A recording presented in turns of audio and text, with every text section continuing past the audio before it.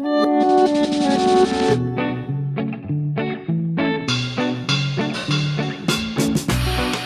and welcome to Waves of YA, a podcast focused on YA literacy brought to you by the Ocean County Library's Teen Literacy Work Group. My name is Summer, and I am the teen librarian at the Long Beach Island branch. Joining me today we have... I'm Lindsay. I'm also a teen services librarian. And I'm Courtney, another teen services librarian. Today's episode, we will be focusing on supernatural reads.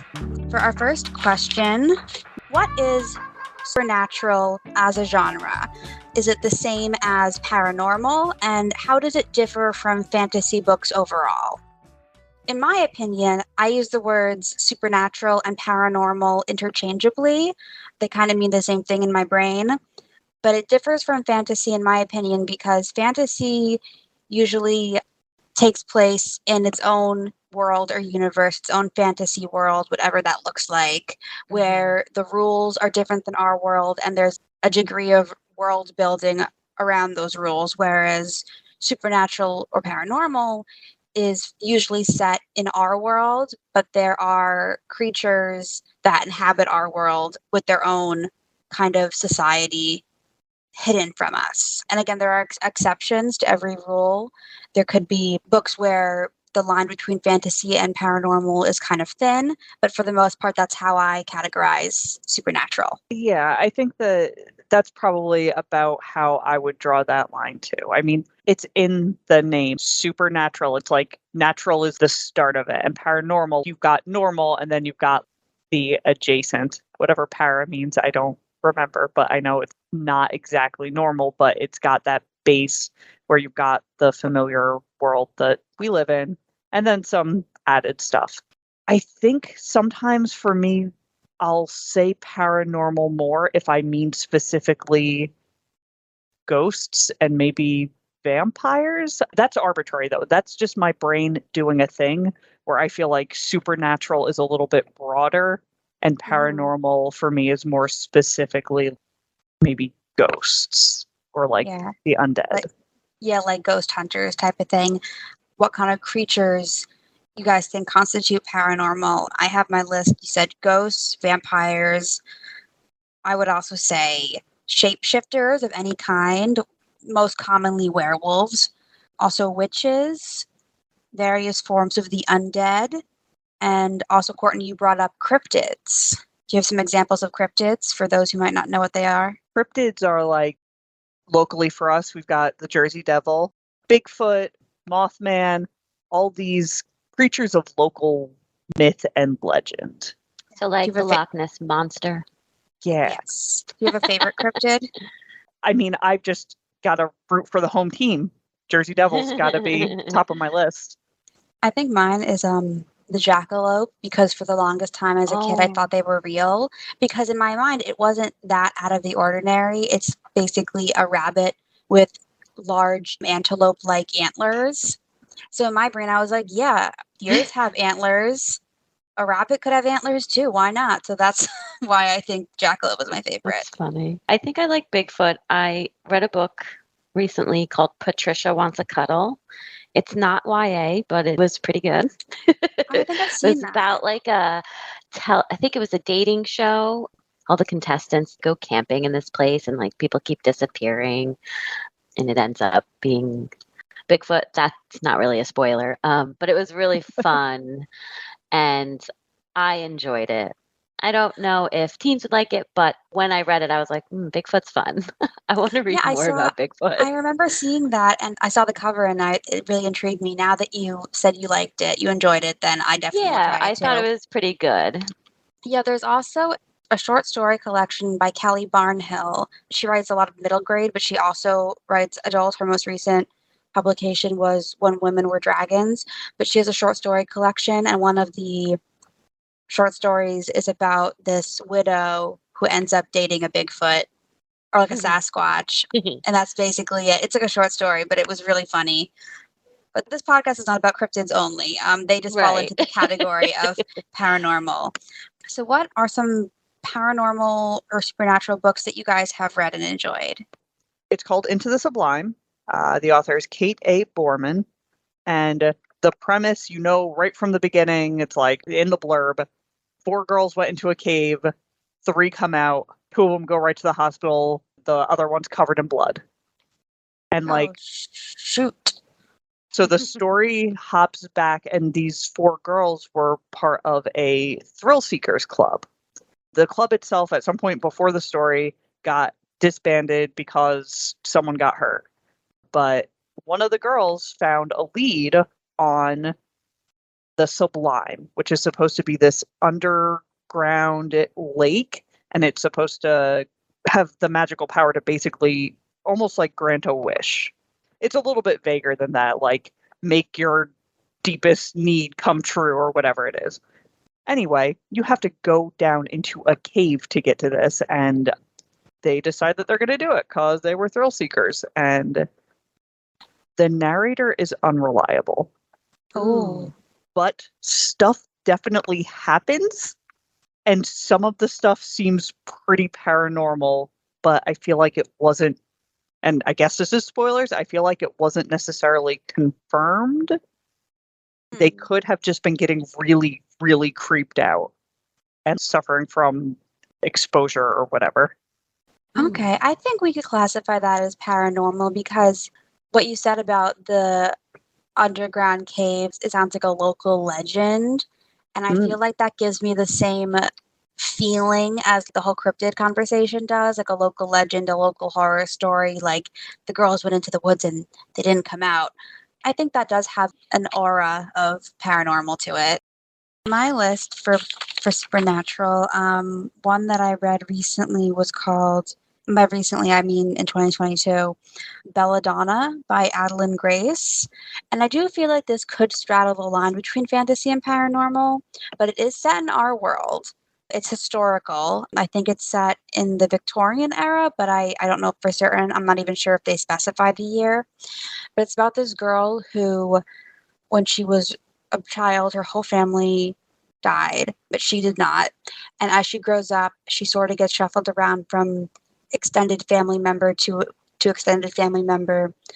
And she finds out as she gets older, this is not a spoiler, this is like in the first chapter and on the cover, she finds out she cannot die. Like if she eats poisonous berries, she'll die, but she'll come back. It's sort of like she physically dies, but she'll snap out of it.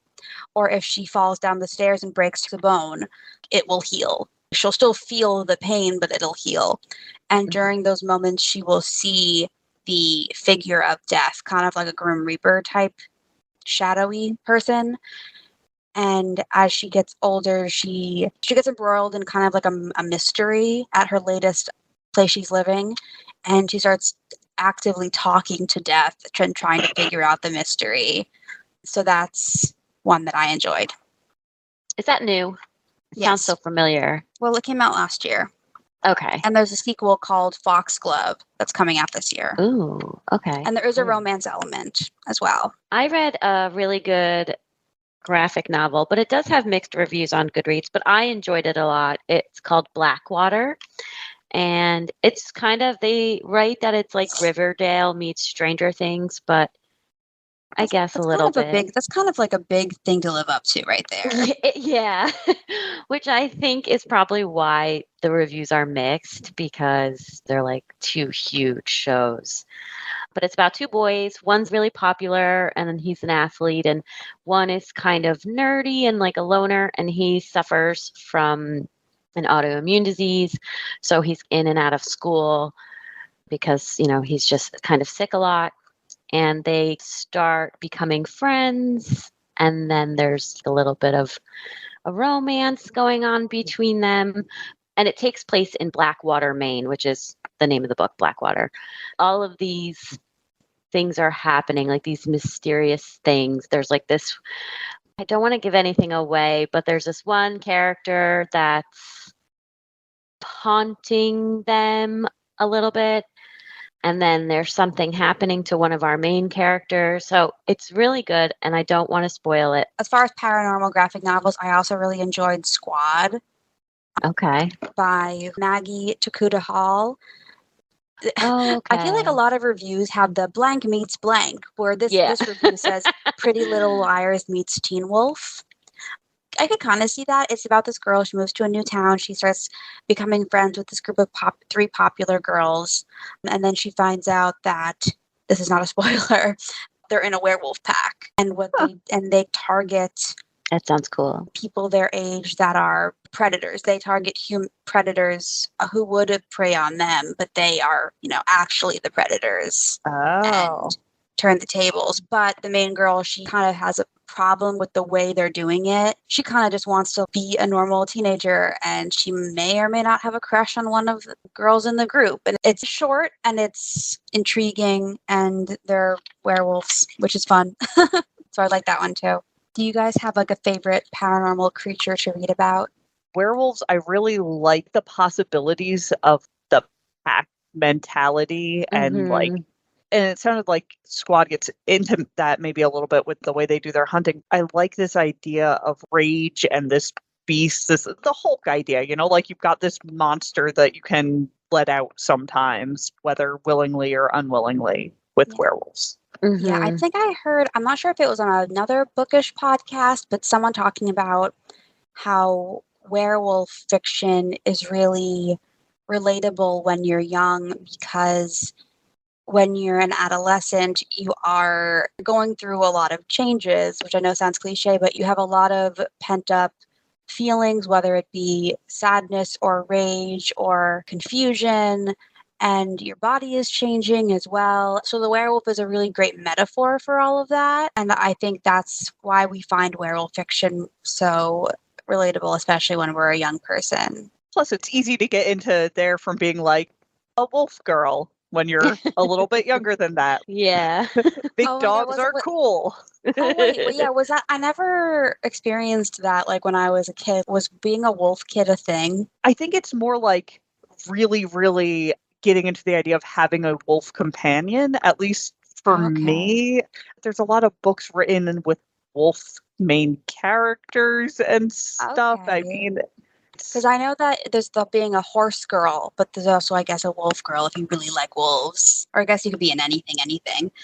Yeah. Listen, I never howled at any of my classmates, but if you had told me at 10 that I was destined to have a wise wolf companion who I would go on adventures with, I probably would have been like, yeah, that sounds about right. I really like vampires. Ever since I was a kid were like my fascination.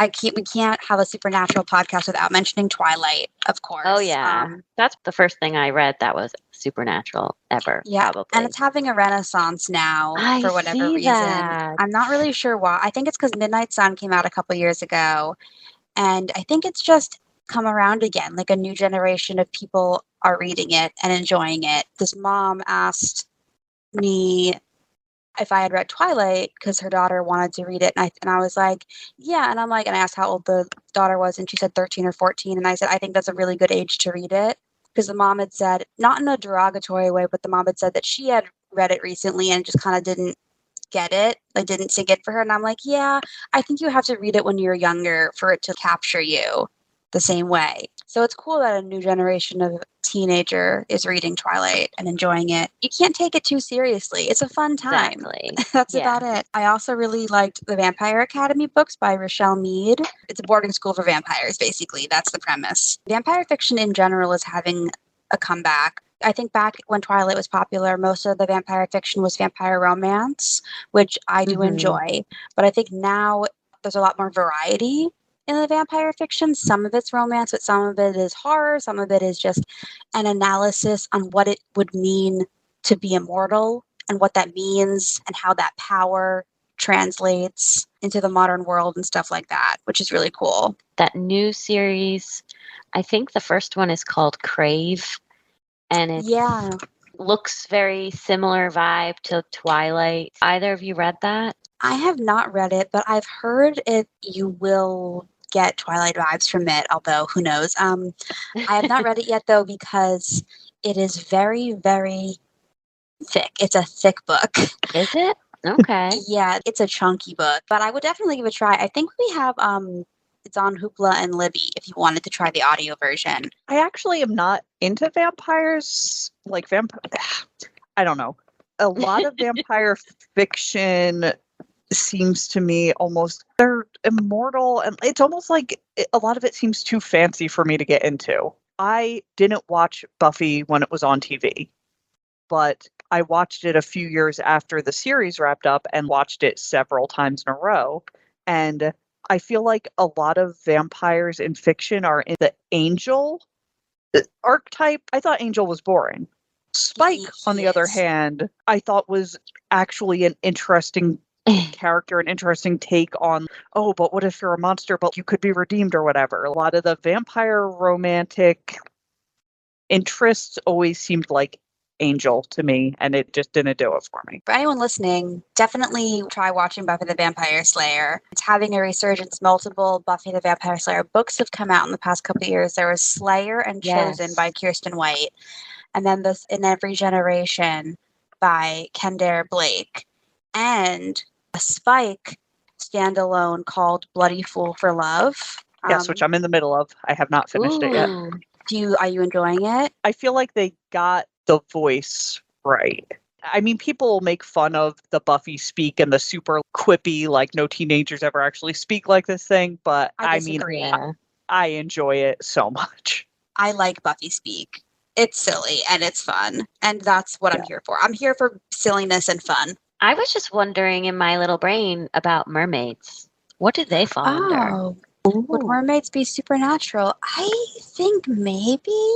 Yeah, mermaids kind of make me, it gives me like a fantasy vibe, but based on the rules that we set out, mermaids can be supernatural. According to realmermaids.net, they're considered supernatural aquatic creatures. Okay. Because I think it depends on the setting. In the middle grade area, there's a lot of mermaid books. I'm trying to think of, wait. What's that? A Song Below Water.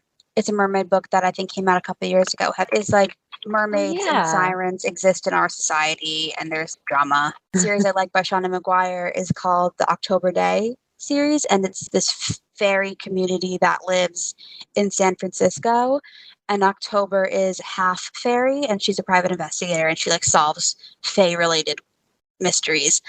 I feel like her stuff in general strikes me as very crossover appealing. Like there's a lot of her stuff. And I think you and I, Summer, I think maybe even on a different episode have ended up talking about Every Heart a Doorway. In the third one, Beneath the Sugar Sky, you meet a girl, I forget her name, but I read that one. Cora? Oh, Cora. Do you remember Cora who went? I remember Cora. She was a mermaid. She went to like a mermaid world and came back. I'm about to read another book with her in it. It's not the most recent. It's the second most recent one. It's called Where the Drowned Girls Go. And that's going to be mainly Cora. All these books have great representation for like every kind of person. I love how we keep coming back. We come back to the series in like every podcast because it's because Shauna McGuire is an amazing author. Yeah. So I have a graphic novel to recommend. Fly by Night by Tara O'Connor. And this is set in the Pine Barrens of New Jersey. The main character, her name is Dee, and she and her dad have come home. Her parents got divorced and her sister stayed with her mom in New Jersey, and her dad moved elsewhere. And now her sister has gone missing. I think her dad is or was in law enforcement or whatever, but they go back to try and support the mom, and I think the dad is trying to investigate. So Dee is doing her own investigation and talking to her sister's friends and learning about this environmental group that she was part of that's protesting a proposed pipeline. Kind of keeps ending up in the woods and weird stuff is happening. So this is the one I was talking about that's got the Jersey Devil in it. Sorry, but don't go exploring the Pine Barrens by yourself. Like, I don't know for certain if I believe in the Jersey Devil, but I don't want to risk it. That's some primal stuff. I thought that it was really good. It's got some cute stuff that happens and some pretty spooky stuff that happens. I mean, I like that it highlights that we've got a unique type of land around us. We've got the Pine Barrens, and they are worth protecting and not just plowing down to put a pipeline in. Another question we had is, do you have a subgenre of paranormal fiction that you like? For example, mystery, horror, romance, historical. I will read supernatural romance and like most stories, if there's romance in it, I am okay with that. I like to read straight up contemporary romance if I'm going for romance deliberately. Supernatural, and anyone who's done a podcast with me, I'm sorry, I'm gonna say small towns again. Like I can't. It seems like you get these little towns and the people in this town all know something weird is up. And like I am reading a book exactly like that right now. Tell me about it. It's called Dream to Me by Megan Pash. It's about this girl and her sister. Her father dies and she's inherited this big old house from her aunt, and they move to this small town and they have to move into this house. But when they get there, the house is all boarded up and vandalized. And so they can't stay there yet. So they go to this hotel, and everywhere they go in town, people are looking at them and are like, oh my gosh, they're going to move into that house. But it seems like her aunt who owned this house was a witch. And the main character, Eva, not her sister, is maybe supposed to follow in her aunt's footsteps, and people are scared of her, and all these weird things keep happening. I feel like there's always a big creepy house. Yeah, always a house. Another one of my favorite paranormal series that I want to mention, one of my favorite paranormal authors is Gail Carriger. She is very brilliant and I love her. She mainly writes historical paranormal set in an alternate version of Victorian London where vampires and werewolves and ghosts exist, but everyone's aware of it. It's not a secret, and they've kind of integrated into society. And there's also very big steampunk elements to it. She has 2 series. One is an adult series, and then the young adult is called Finishing School series. The first of which is called Etiquette and Espionage, and it's about a group of girls who attend a boarding school that on the surface is a finishing school for young ladies, but really they're learning how to be spies and assassins. I like to describe it as a romp. It's a very fun, silly adventure book. Does anyone else have any books to recommend? I don't know what the series is called, but the first one is called Shiver. Oh, that's the werewolves. It's by Maggie Stiefvater. Who also have either of you read that? I loved that series. I only read Shiver, and I liked it. I really appreciated the trilogy. I read it when it came out. The books were beautiful. Like each one was a different color, and everything was printed in that. And in a sea of love triangle trilogies in YA, it avoided that. I like the romance with the wolf. And in Twilight, I loved the werewolves and I loved that part, but I didn't like Jacob. So Jacob I wanted Edward to be a werewolf instead of a vampire. I totally love a werewolf romance. I liked it. I thought Shiver was good. Wasn't my favorite, but I think it was very enjoyable. And I think if I read it when I was younger, I would have probably loved it. I think you should read The Raven Cycle if you liked it, because The Raven Cycle is the same author, but it's different. The summary on the back makes it seem like it's a romance, which there are romantic elements, but they don't happen until the 4th book. It's more like this group of unlikely friends investigating weird occurrences in this town they live in. The main girl, her family are all psychic, but she's not. There are romantic elements, but they're very subtle. I've got more books. There's The Devouring Grey by Christine Lynn Herman. A girl and her mom moved back to the town where her mom grew up, and she discovers that her family is one of the founding families of the town.